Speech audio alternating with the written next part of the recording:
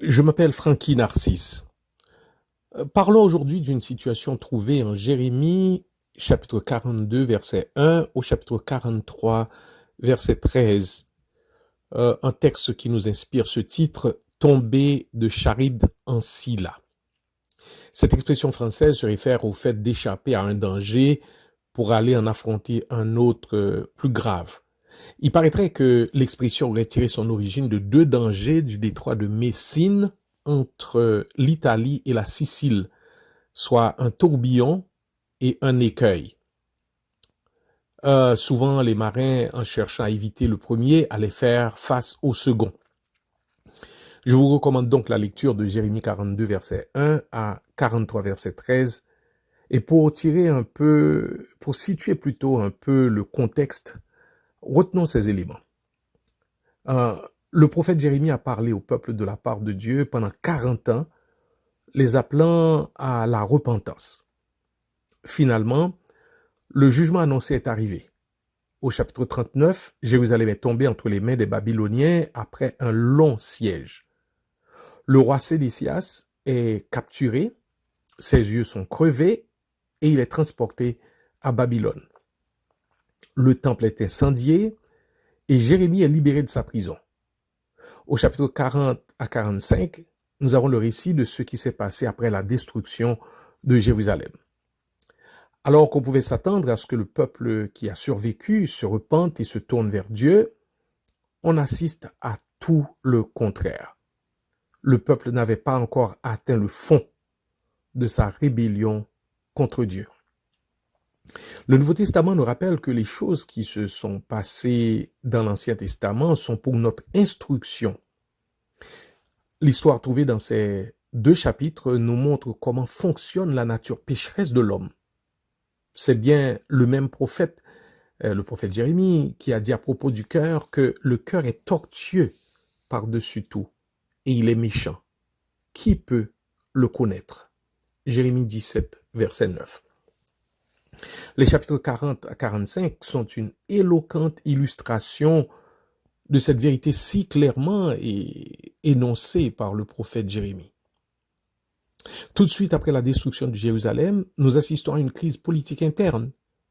Des Juifs qui n'ont pas accepté le fait que le roi de Babylone ait établi Guédalia comme gouverneur du pays ont comploté contre lui et l'ont lâchement assassiné. Ils ont tué Juifs et Chaldéens. Ismaël, le leader des révoltés, a aussi par ruse tué toutes les personnes qui se rendaient du côté de Guédalia. Il fit prisonnier toutes les filles du roi et toutes les personnes qui demeuraient à Mitzpah. Alors Jochanan et tous les chefs des troupes se soulevèrent contre Ismaël, le poursuivirent, et il s'enfuit et alla se réfugier chez les Ammonites. Les gens qui sont allés voir Jérémie, dans le texte dont il est question, au chapitre 42 et 43, oui, le peuple qui est allé vers Jérémie c'est un groupe de personnes qui avaient déjà pris une décision et ayant peur de la réaction des Chaldéens dont les représentants étaient massacrés par Ismaël, Jochanan et les chefs des troupes résolurent de se rendre en Égypte avec les hommes de guerre, les femmes, les eunuques, les enfants. C'est ce groupe-là qui est allé consulter le prophète Jérémie, comme nous le trouvons au chapitre 42. Nous allons considérer dans ces réflexions, premièrement, la démarche du groupe, qui est allé consulter le prophète, et deuxièmement, la réaction du prophète. Troisièmement, la prise de position du groupe, et quatrièmement, la prophétie du prophète Jérémie leur concernant. Voyons d'abord la démarche du groupe. Nous allons voir les caractéristiques de leur démarche. Ils sont allés vers la bonne personne. Ils ont décidé de consulter l'Éternel par un homme de Dieu dont ils connaissaient la dévotion, la loyauté et la fidélité envers Dieu. Un homme de Dieu qui était resté égal à lui-même au travers de ses 40 années de ministère prophétique. 40 années au cours desquelles il a connu mépris, persécution, incompréhension, fausses accusations, faux procès d'intention. Ils sont allés vers un prophète dont le portfolio était rempli de réalisations précises, inspirées par l'Esprit de Dieu. Ils ne sont pas allés vers un charlatan, vers un imposteur, mais vers un homme de Dieu crédible. Une deuxième caractéristique, ils ont posé le bon geste. Ils sont allés demander la recherche de la volonté précise de Dieu dans un contexte précis. Ils ont agi dans la pleine connaissance et conscience de Proverbe 16, verset 9, qui dit « Le cœur de l'homme médite ses pas, mais c'est l'Éternel qui dirige ses pas. » Ils ont demandé à Jérémie de prier que Dieu leur révèle sa volonté sur leur projet de descendre en Égypte. Quoi de plus juste, de plus approprié que de recourir à la prière pour connaître la volonté de Dieu. Troisième caractéristique, ils ont eu le bon vocabulaire. Au verset 3, ils disent « Intercède en notre faveur auprès de l'Éternel ton Dieu en faveur de tout ce qui reste. Que l'Éternel ton Dieu nous montre le chemin que nous devons suivre et ce que nous avons à faire. » 2 fois, ils disent « l'Éternel ton Dieu ». Cela semble indiquer que l'Éternel était seulement le Dieu de Jérémie et non leur Dieu. Il y a dans leurs propos un sens de distance de l'Éternel. Ils ne prient pas eux-mêmes. Ils demandent qu'on intercède en leur faveur. Mais le Dieu qui va être consulté n'est pas leur Dieu, mais le Dieu du prophète.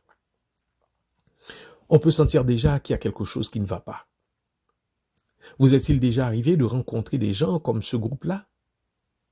Ou vous êtes-vous déjà retrouvé dans une position comme la leur? Vous êtes dans le trouble. Vous n'avez aucune communion réelle avec Dieu. Pourtant, vous savez que vous avez besoin de sa direction. Vous savez que vous avez besoin de ses provisions. Vous savez que vous avez besoin de sa protection. Vous savez que la communion que vous n'avez pas avec lui est un réel problème. Eh bien, alors, ils sont allés en passant par le prophète et ils avaient eu le bon vocabulaire. Quatrième caractéristique, ils ont témoigné verbalement de la bonne disposition. Ils ont dit au prophète Jérémie, versets 5 et 6, que l'Éternel soit contre nous un témoin véritable et fidèle, si nous ne faisons pas tout ce que l'Éternel, ton Dieu, te chargera de nous dire. Que ce soit du bien ou du mal, nous obéirons à la voix de l'Éternel, notre Dieu, vers qui nous t'envoyons, afin que nous soyons heureux si nous obéissons à la voix de l'Éternel, notre Dieu. À première vue, on ne peut que s'extasier devant une telle détermination à se soumettre à la volonté de Dieu. Leurs propos donnent donc carte blanche à Dieu, puisqu'ils disent que ce soit du bien ou du mal, nous obéirons à la voix de l'Éternel. Jusque-là, tout semble presque parfait. À observer leur démarche si pieuse, à entendre leur vocabulaire si orthodoxe, à prendre acte de leur engagement à obéir si convaincant, nous serions tentés de croire qu'ils sont sincères, que leur spiritualité est authentique. Quel respect des hommes de Dieu, quel langage approprié, quelle volonté d'obéir. Ce serait ça notre réaction face à ce qu'ils ont fait. Bon, voyons maintenant la démarche du prophète. Sans remettre en question leurs motifs et leurs intentions, sans porter de jugement sur leur démarche, le prophète réagit positivement. Il approuve leur démarche, il leur dit « j'entends ». Il s'est engagé à prier pour eux. Il les responsabilise face à l'Éternel, alors que les gens lui avaient 2 fois dit « l'Éternel ton Dieu », lui, il leur dit « l'Éternel votre Dieu » et selon votre demande. Il s'est engagé à dire tout ce que l'Éternel lui donnera de communiquer à ces gens-là. Toute la vérité et rien que la vérité. Et il les rend redevables envers Dieu et non envers lui-même en leur disant tout ce que l'Éternel vous répondra. Verset 4. Le groupe a réaffirmé avec force sa détermination d'obéir à l'Éternel. Et le prophète Jérémie s'est mis en prière. Et 10 jours plus tard, Dieu lui a révélé sa volonté. Jérémie a appelé les leaders et leur a communiqué la volonté de l'Éternel dans les versets 8 à 22. Dieu leur dit de ne pas descendre en Égypte. Il s'est engagé à inspirer de bonnes dispositions en leur faveur au roi de Babylone, versets 11-12.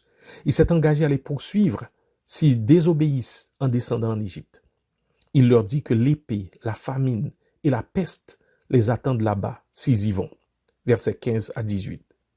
C'est comme s'il leur disait, si vous me tournez le dos, vous apporterez le trouble avec vous partout où vous irez. Changer de cadre, changer de lieu ne réglera pas votre problème. Changer de relation ne changera pas votre problème. Votre problème n'est pas un problème géographique.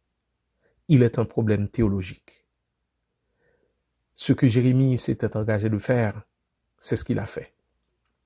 Il n'a pas marmonné un message confus, il n'a pas communiqué un message politiquement correct, il n'a pas cherché à satisfaire les gens en leur prêchant un message confortable, non offensant, un message I am okay, you are okay, God is happy, tout le monde il est beau, tout le monde il est gentil. Il a prêché un message tel qu'il avait reçu de Dieu. Oui, il a prêché avec courage. Nous verrons la prochaine fois comment les gens ont réagi. Concluons en nous posant sincèrement la question. Quand nous disons chercher la volonté de Dieu, sommes-nous sincères en ce que nous sommes disposés à recevoir sa réponse quelle qu'elle soit? Ou avons-nous déjà pris notre décision attendant simplement que Dieu vienne confirmer ce que nous avons déjà choisi? Notre démarche dans la prière est-elle une simple formalité ou une réelle expression de notre dépendance et de notre soumission au Seigneur? Prions que Dieu nous donne un cœur sincère, honnête et surtout soumis à son autorité. Que Dieu nous en fasse la grâce.